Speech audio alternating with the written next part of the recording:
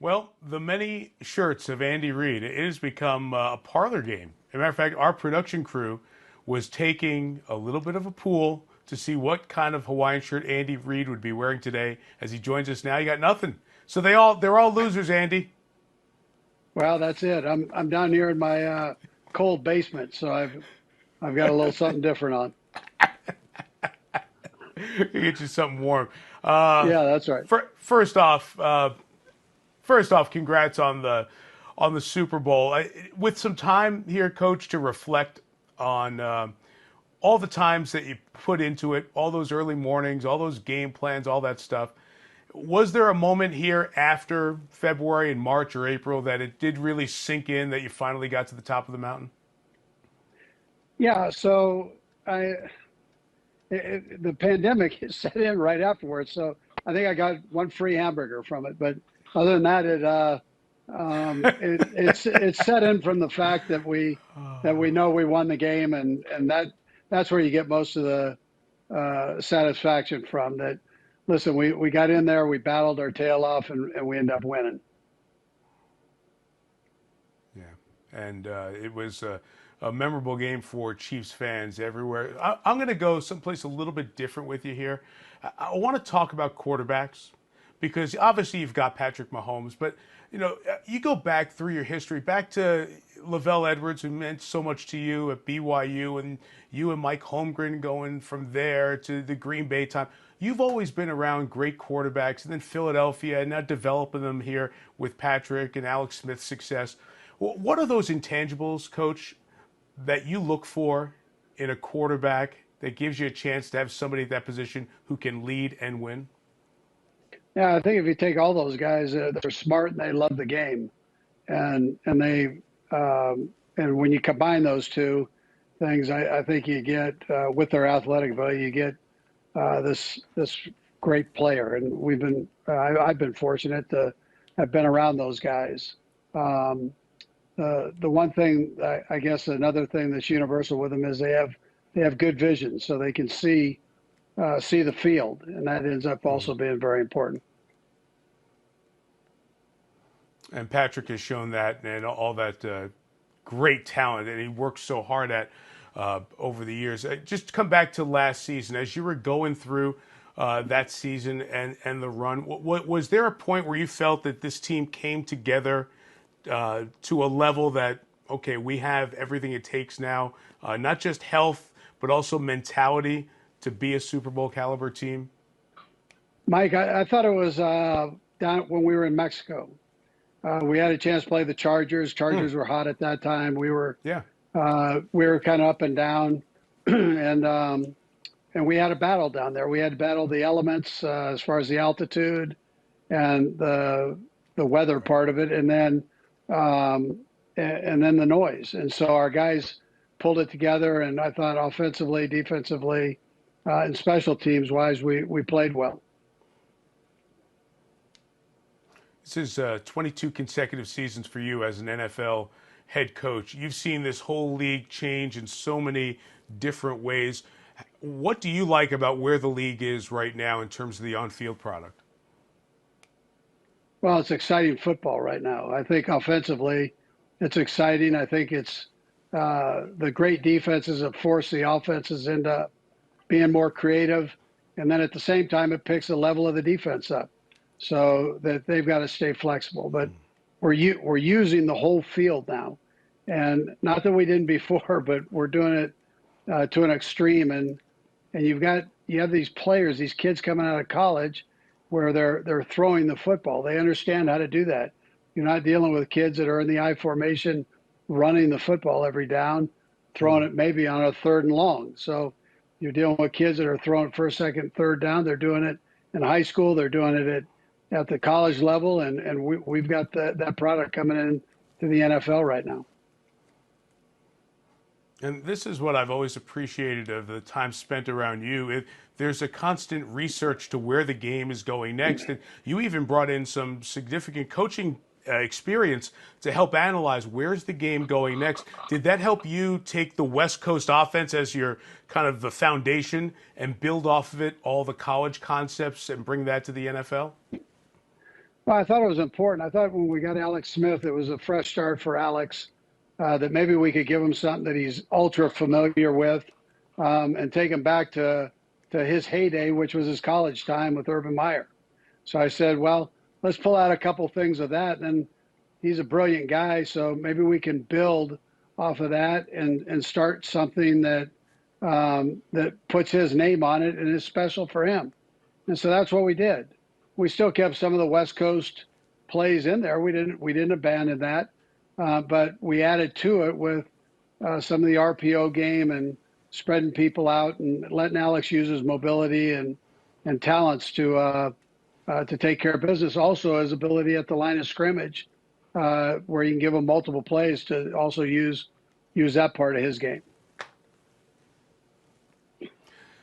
When I was doing the Monday night games with Jon Gruden, got a chance to spend a lot of time with you, and I always enjoyed the stories of the incubator of some really brilliant offensive people.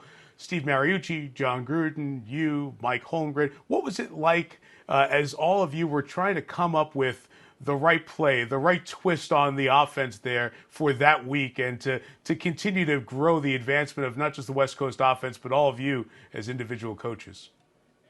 Yeah, well, we were blessed to have Sherm Lewis with us also, who kind of kept us all together, Yes. while Mike was being the head coach. But what Mike did was he challenged us, to come up with new things, creative, innovative things, and then he'd make us battle each other, to get it on the board and actually in the game plan.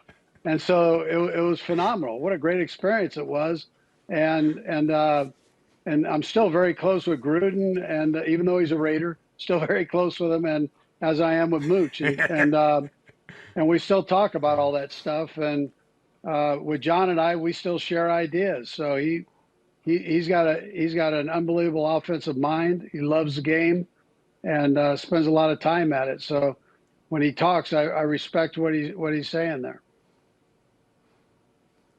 And he feels the same way about you, as you well know. That start of the game, that 15 play script, those first 15 plays, is there a joy for you as a head coach, as a play caller, when you come up with the right plan and you map out, this is how I want a game to start as we're starting on the sideline? These are the things that I think can work. What is that? Take us behind the curtain on putting that together for a head coach, or a play caller, I should say. Yeah, sure. So you put that was put together so that you give your players a heads up on what you're going to call, first of all, out of all these plays that we have on the game plan sheet. And then you situate certain formations and plays to see what the defense is going to do with those, and then you go from there with it. So it's just an introductory part to the game, and it's not something that's necessarily going to win the game for you in the long run, but it's hopefully to get you off to a good start. And I didn't do a very good job of putting those together during the playoffs, because we didn't have the lead. That's all right. The next 15 and then the 15 after that did a pretty darn good job. Yeah, that's right. The draft, Clyde Edwards-Helaire, that's a player who really looked like he was an unbelievable fit for your offense. And your offense does so many things. What's that like in the decision-making process with you and Brett Veach, as you know you've got a Super Bowl winning offense, an MVP quarterback? Do you add there, or do you go to the other side of the ball? How do you try to weigh those two things when you get into that situation on the clock? Well, we were picking way down there, so which is a good thing, but not always a productive thing during the draft. So you've got to discipline yourself to take who you think is the best player at that particular time. Normally we don't take running backs in the first round, but here we're sitting with Clyde sitting there, and we're going, this guy is tremendous. Brett Veach, he covers every base there is 15 times over. Love this kid, and every guy that he's loved has been a good football player for us. And Clyde was such an integral part of what LSU's offense did with Joe Burrow as the conductor there. And obviously Patrick Mahomes does that. It's almost silly to ask, where can Mahomes get better? But that's what sports is about, self-improvement. What are the areas that you'd like to see Patrick continue to grow in as you get into this season with him? Yeah, well, as Eric Bieniemy and Mike Kafka work with him, I just think he couldn't be in a better room. And then he is a sponge. So he wants to know everything, learn everything, and be challenged every day. And then he wants to go out there and take every rep he has and try to better his game, which makes it exciting from a coach's standpoint. So, I mean, listen, as a quarterback, you're like a farmer. There's always work to do. And if you're into it and you stay humble, then you can get in there and you can correct yourself and keep working on perfection.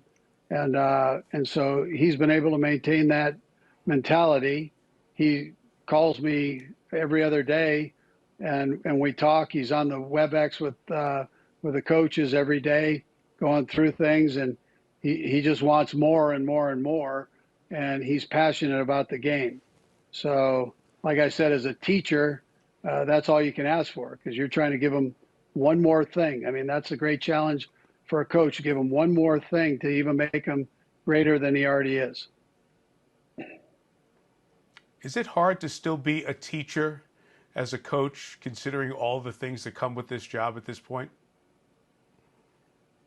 No, I don't think so. I think we're here to teach. I think as a parent, we're here to teach. And now I'm a grandfather, Michael. Doggone it, I'm getting old, man. But I've got these 9 grandkids around, so I'm in that same boat.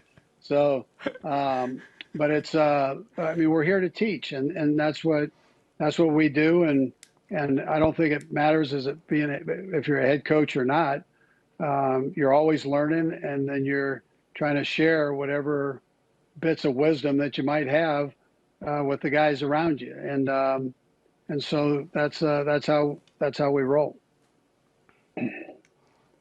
That's why he's been so successful for so long. I'm glad Tammy set you up with a nice table down there in the basement. So you keep busy with your off-season program. Tell her we said hi, and stay healthy, Coach. And again, congratulations on winning that Super Bowl. You were a champion to so many of us in so many ways, but we're certainly glad that you can put the official title ahead of that.